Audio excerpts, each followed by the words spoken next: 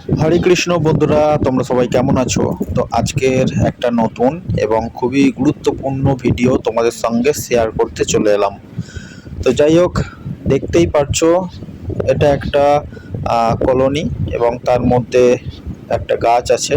তো আমি এর আগে বেশ কিছুদিন আগে একটা ভিডিও দিয়েছিলাম যে ছাদের মধ্যে আমি একটা অ্যাভিয়ারি বা একটা মুক্ত পরিবেশে একটা খাঁচা বানাবো সেখানে পাখি রাখার জন্য।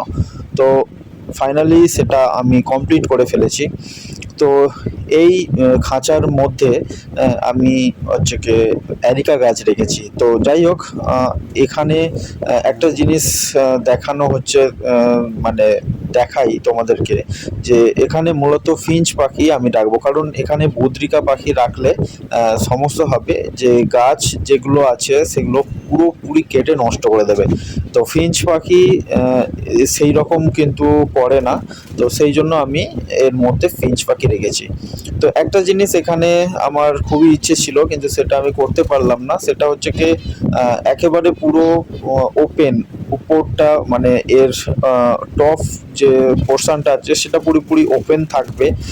তার ফলে বৃষ্টির জল থেকে শুরু করে সূর্যের রৌদ্র সব কিছু ভিতরে প্রবেশ করবে, কিন্তু সেটা সম্ভব নয়।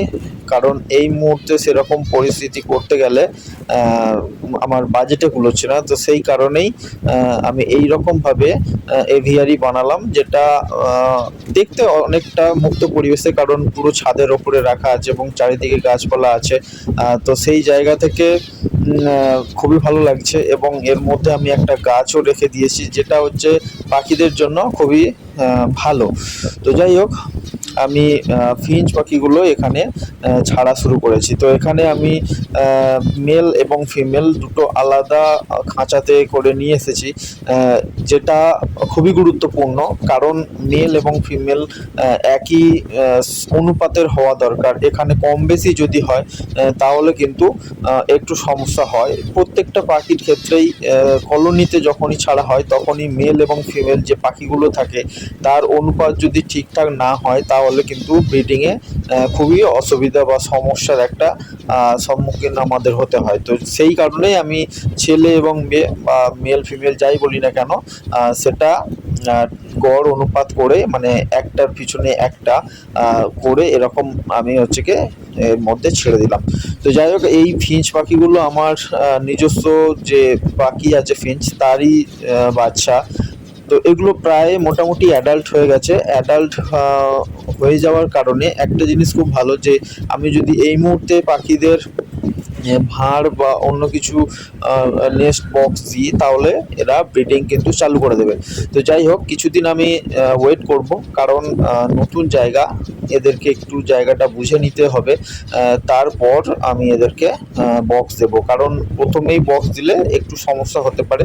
আর সব থেকে বড় ব্যাপার, নতুন একটা পরিবেশ, যেহেতু আমার নিচে খাঁচাতে রাখা ছিল সেই জায়গা থেকে ওপরে নিয়ে এসেছি, এখানে অন্যরকম একটা পরিবেশ। তো অ্যাডজাস্ট হতে একটু সময় লাগবে, বা তার উপরে ছেলে এবং মেয়ে পাখিগুলো নিজেদের মধ্যে একটু বন্ডিংটা করে নিই, তারপর আমি আস্তে আস্তে ভাঁড়গুলো লাগাবো।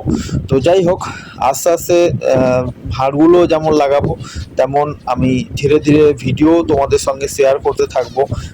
এই যে কলোনিটা আমি করলাম ছাদের মধ্যে, এর প্রোগ্রেস কেমন কি হয় বা কীভাবে পাখিগুলো রাখতে পারি আমি ভালোভাবে, সবগুলোই তোমাদের সঙ্গে আমি শেয়ার করব। আর যদি ভিডিওটা ভালো লাগে অবশ্যই করে কিন্তু একটা লাইক করে দিও।